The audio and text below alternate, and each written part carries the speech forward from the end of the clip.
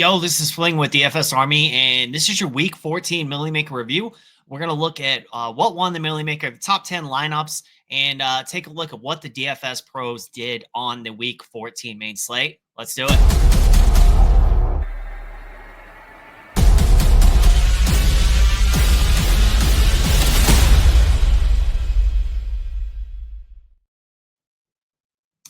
All right. So this was the winning lineup. And I got to tell you guys, if you played this late, you know it was absolutely bonkers. There was just so much happening before the slate with all the chalk running back value. Getting Zach Charbonnet, getting Isaiah Garendo, Braylon Allen.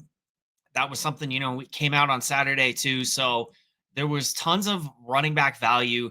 You knew that it was definitely going to affect the slate. One of these guys was going to go off and we were going to get a chalkier winning build. And this would allow you to pay up for the studs. But honestly, even with the running back value, it wouldn't really have mattered because Josh Allen and AK was getting into the winning lineup regardless. And, same with Puka Nakua at 7,700. So these guys just absolutely crushed it from a value standpoint. We had Josh Allen. He had almost 7x actually. He exceeded 6x his salary. 54 points, the highest quarterback score ever. And he had brought Shakir with him. So, you could have ran him naked, but he brought Shakir along with him as well at 5,900. Shakir, hit 4x the salary. And then there was a Puka Nakua bring back. So that was the main stack, the primary stack. Puka Nakua himself, 44 points. Same thing, 5.81x the salary, almost 6x. So really crushed it with that stack. We did have a couple other stacks.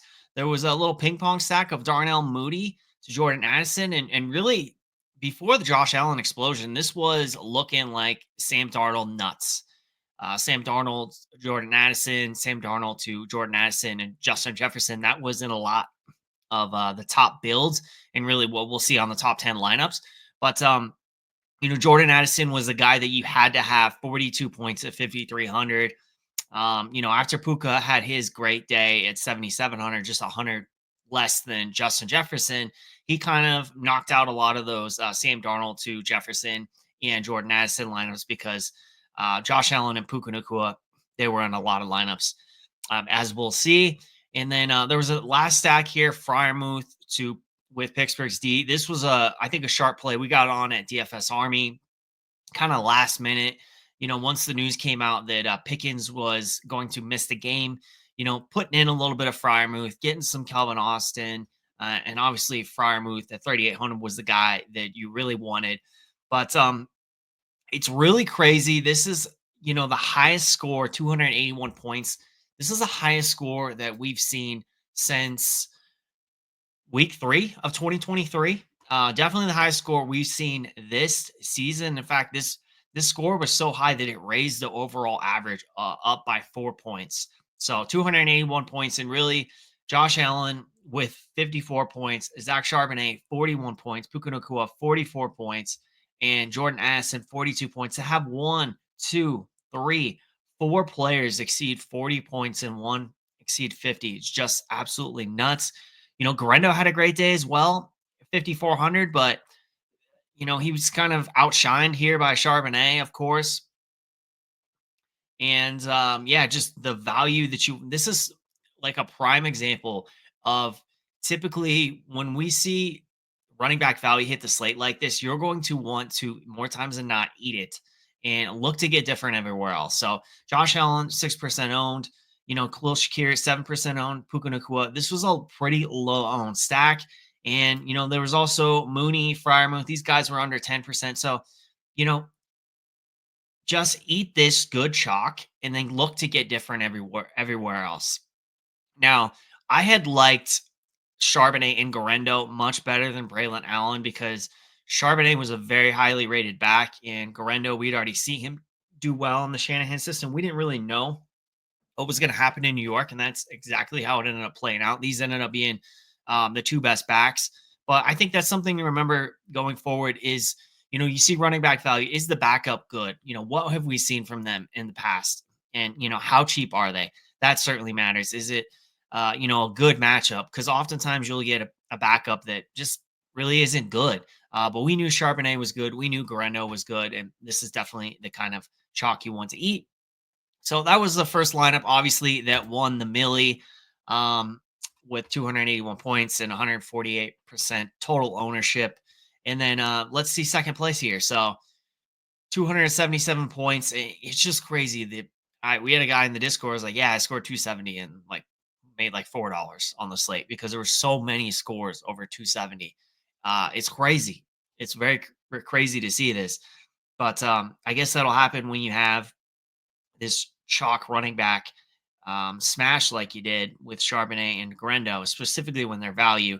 But this one was an Allen to Dawson Knox. So sucks for uh, Eli. If he had just played Allen naked, he would have had to win the nuts lineup here.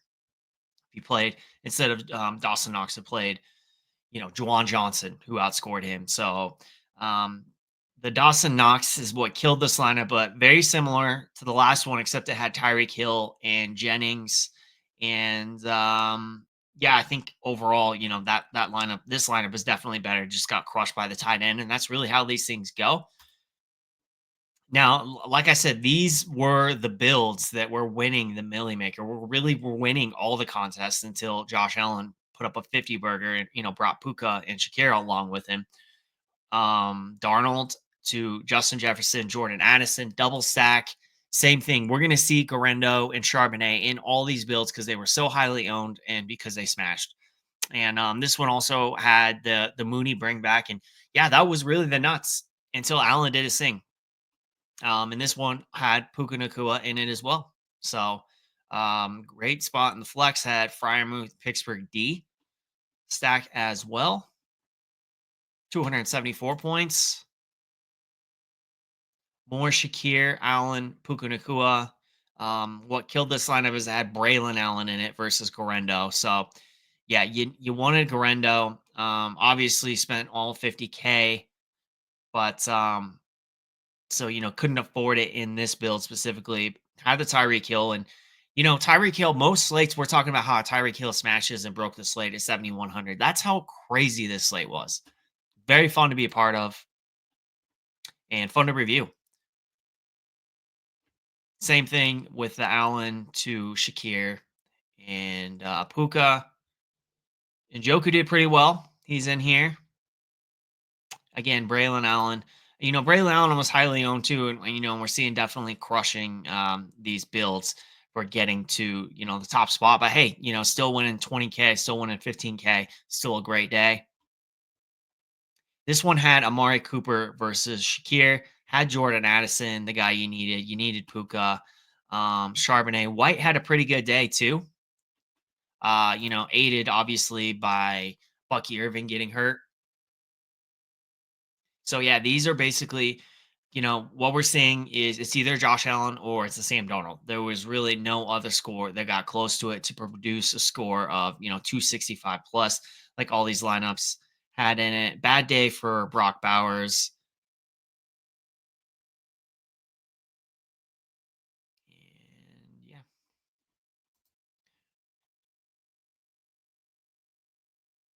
eighth place here. We got Cooper with Allen and Puka Nakua. Same Garendo, Charbonnet.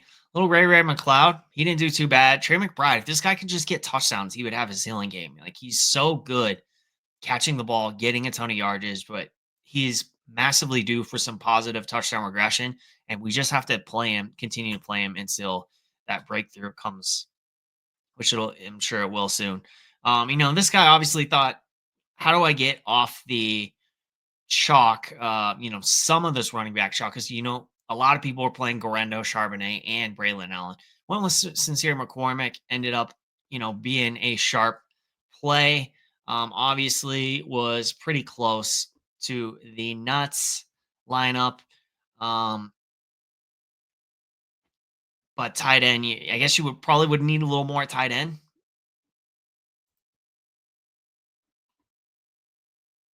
This was that Darnold, Addison, just Darnold and Addison, no Jefferson because it had Puka Nacua, it had Devontae Adams, who Devontae Adams, same thing. He had a great day, 28 points at 6,700. Obviously Charbonnet and Garendo, and then George Kittle had a great day as well. So got another stack in there with Kittle and Garendo. And yeah, that's gonna do it for the top 10 lineups. Let's take a look at some DFS pros who did pretty well in the Millie, see what their strategy was, how did they attack the slate, and then we'll look at the flea, what won that. A little smaller field contest before we wrap this up. But Hishboot, very, very sharp player and obviously placed top 100. So wanted to see what he had in his build. 254. It's crazy. That's how crazy of a slate it was. Outside of the top 50, 254. That's most weeks. That's enough to win the Millie Maker by a good amount, by the way. We've had the average score has been 220 before this week. Now it's 224. So, yeah, this would have won the Millie Maker, I think, all but 2 weeks this season. So, this was an Allen um, naked. This was an Allen naked stack or build rather, but it had Braylon Allen, so it was a double Allen lineup, and so that's what really killed it. Obviously, had Garendo, had Allen, so you needed someone else in the flex there. Um, but overall, like a really good lineup. Obviously, Puka, so it's just basically Allen with the Puka bring back, and had Devontae Adams, Juwan Jennings. Hawkinson did not do enough, so really Hawkinson and Braylon Allen killed the lineup, but overall, just really smashed. So, and this is something that is always interesting to me. Clearly, is not setting universal stacking rules. Maybe is, but excluding certain players like Josh Allen, because here we have a Darnold +2 with no bring back. So, QB +2 there. Then here we have same thing, another naked Allen build. Stafford plus Puka. So Stafford +1. So we're seeing QB naked. We're seeing QB +1 and QB +2. So using an optimizer to get a lot of different combinations of things, and that's what I love about the DFS Army's domination station is we have the ability to do the same thing here, to do QB +1, QB +2, QB +3. You can set those rules, or you can use the same boost and naturally get those stacks. And that's one of the great parts of being a DFS Army subscriber, is having such a customizable domination station, to be able to get lineups like this, like Hishbu, top DFS player, gets. So this one was Stafford to Puka with Khalil Shakir bring back. So this one had Justin Jefferson, Tyrone Tracy, Charbonnet, Fryermuth Garendo, and Tennessee D. So a little bit of QB +1, QB +2, QB +3. Let's see what his exposures were. We had Stafford, Murray, Darnold. So, Stafford and Darnold definitely solid. What you wanted was just even with the field on Josh Allen, got enough Josh Allen, to probably have that positive ROI day, especially with that top finish. And then a lot of Charbonnet. So this is always interesting to me when I, study these lineups when there's extreme value on the slate. I'm like, well, okay, so what do the pros do with this value chalk? Did they try to be above the field on it? And that's clearly what Hishbu did with Zach Charbonnet. Said, I need to be over the field on Charbonnet. Now, under the field on Garendo and under the field on Barkley. So choosing spots to fade players, not full fades, but being under the field. Barkley was, pretty close to a full fade, but not, he's half the ownership, a little less than half the ownership of Barkley, but decided Charbonnet was a chalk he needed to eat. Braylon Allen was a chalk he needed to eat.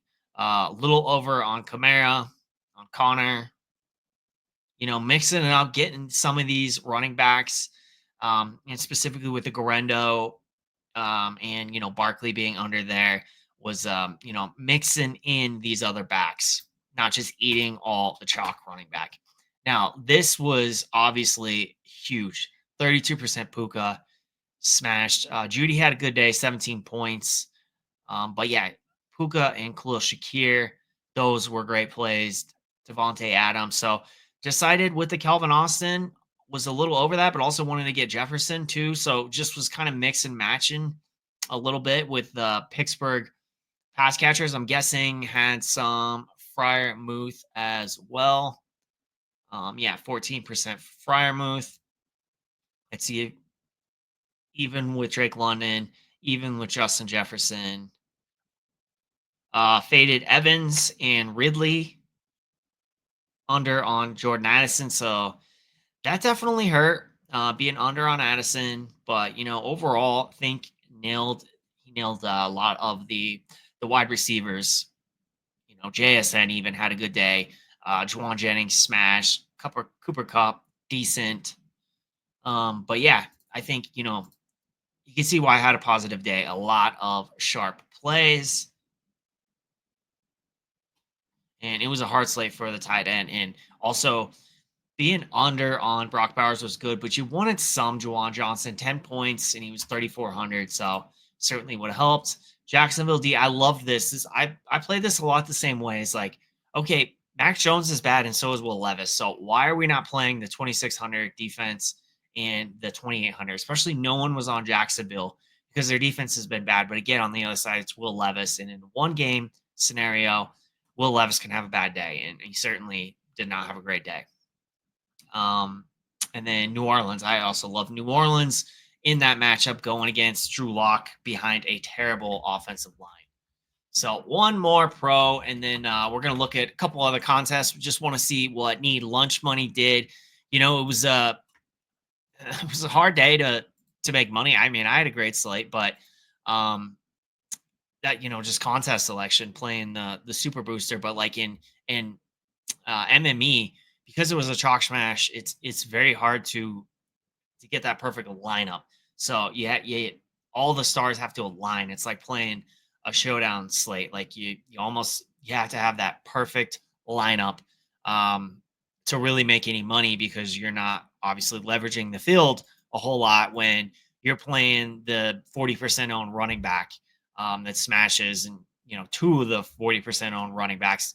Pretty much a lot of people are starting their lineups the same. So it's a harder day to win money, but a couple guys did. The other guy Need Lunch Money.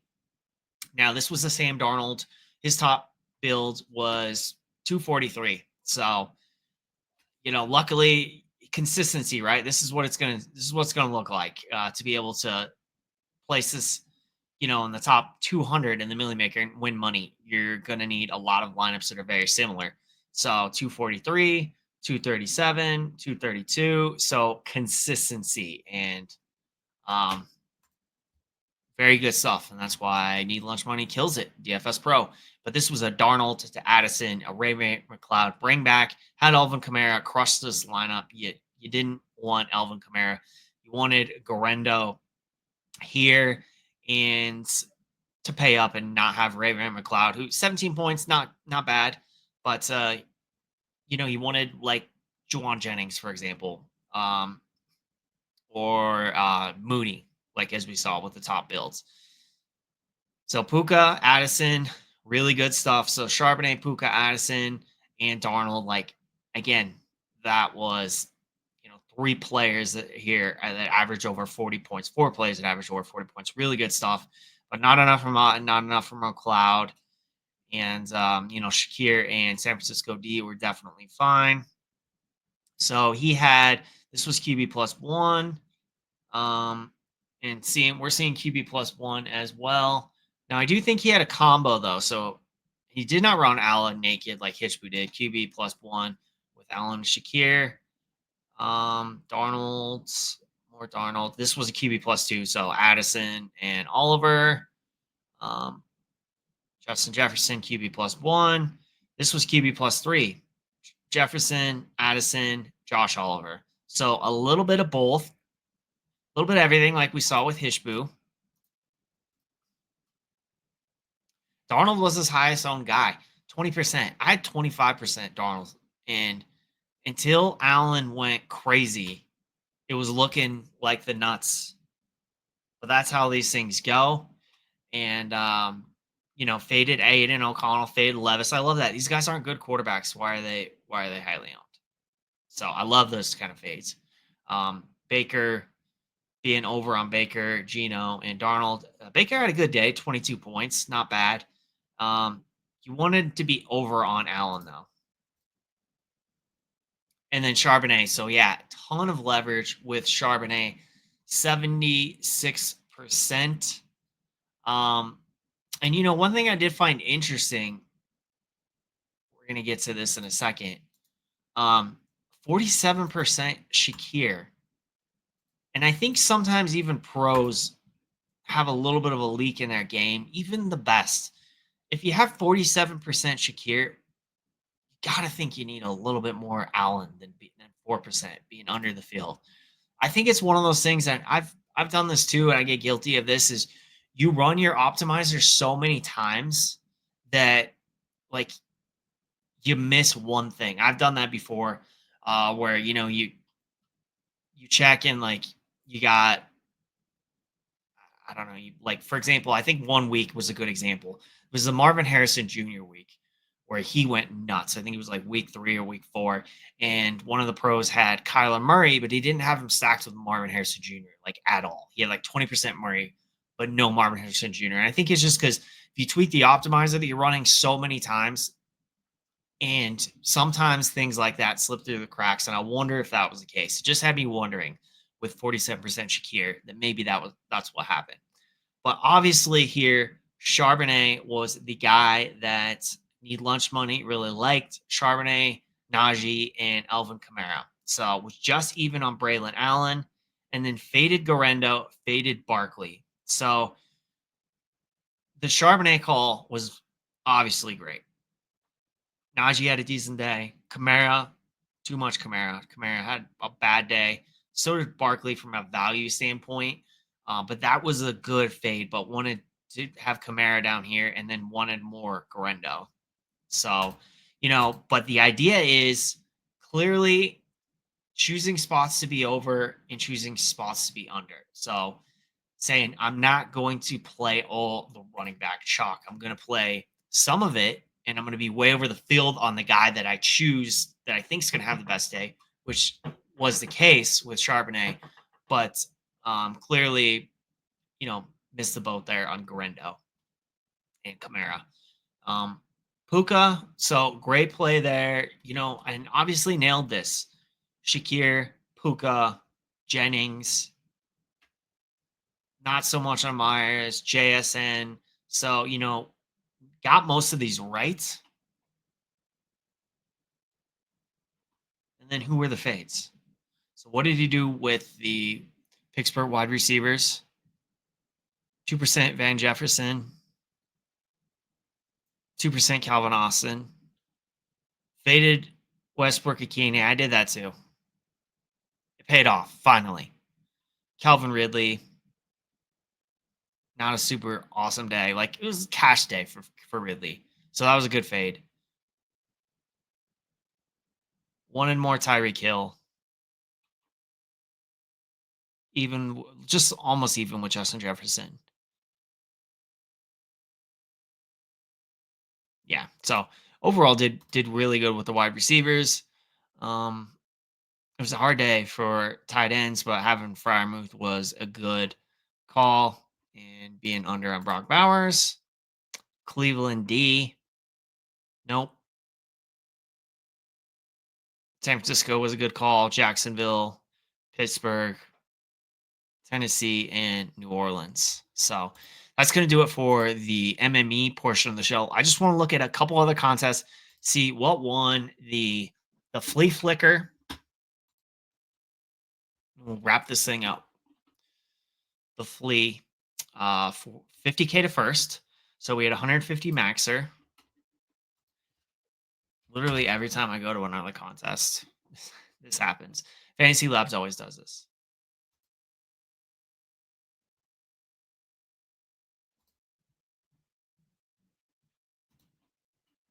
Okay. So Oliver Atticus, 277. So almost basically the second place score in the Millie Maker is what Atticus got here with the flea. But you know, won the 50K, and this was a Darnold to Addison to Hawkinson.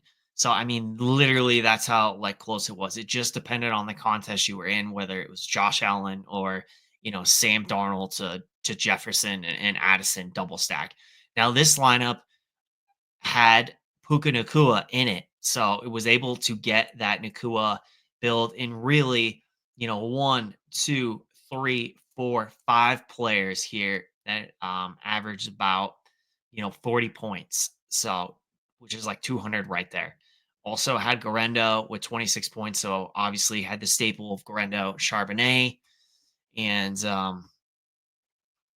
this also, that had Juwan Jennings. So it was a stack of Garendo, Jennings in San Francisco, which smashed because it really was an onslaught. So that's a nice secondary stack there. And, that's it. It's looking like it was QB plus 3 with no bringbacks, and then a secondary stack of Garendo Jennings in San Francisco D, and then a one off of Puka Nakua and a one off of Zach Charbonnet. So really good lineup there that took down the flea. And then I want to look at one more contest. Now, I always say, and this is one of the big things about being a DFS Army VIP, which we try to teach people is contest selection. This contest here, 4,500 entries, $50 entry fee, but pays 25K to first. Look at the difference in the overall winning score to win this contest versus what we saw in the flea 277 and the Millie Maker 281. Like these contests are more winnable. This is a low score for this slate. I mean, honestly, if I put my cash lineup in this, I would have won this contest. Like my cash line scored like 211. So, um, keep that in mind. It's just better to like put your cash line into a bigger contest than your double up that you're putting it into. Same Darnold to Jordan Addison with a Mooney bring back. Barkley, Sincere McCormick. So this didn't even have any of the top running backs. This didn't have Charbonnet. It didn't have Garendo. Crazy. Obviously Barkley, he got a lot of yards, just didn't get the touchdowns, didn't get reception. So that's why I only had 17 at 9K. That's 2x. That's not nearly enough. And then yeah, this one had Thielen. Thielen had a good day. Juwan Johnson, 15 points at 3,400. That'll work. Devin H. On had a decent day. A couple touchdowns, low yards, couple touchdowns, and then Jacksonville D. So yeah, 196 points, contrarian lineup. And yeah, we'll end it there. By the way, if you guys want access to DFS Army's domination station, the chalkboard where you can see all the ownership, you can make those decisions. Do I want to eat this chalk? Do I want to fade that chalk? Our projection systems, the research station, where you can see the projections on DraftKings, on FanDuel. You can see the props, ownership, Vegas lines, you name it, all the different tools. You can use code Fantasy Fling for 10% off a VIP subscription. Link will be in the video description. That's going to wrap it up for this week. We will see you on another week in review next week.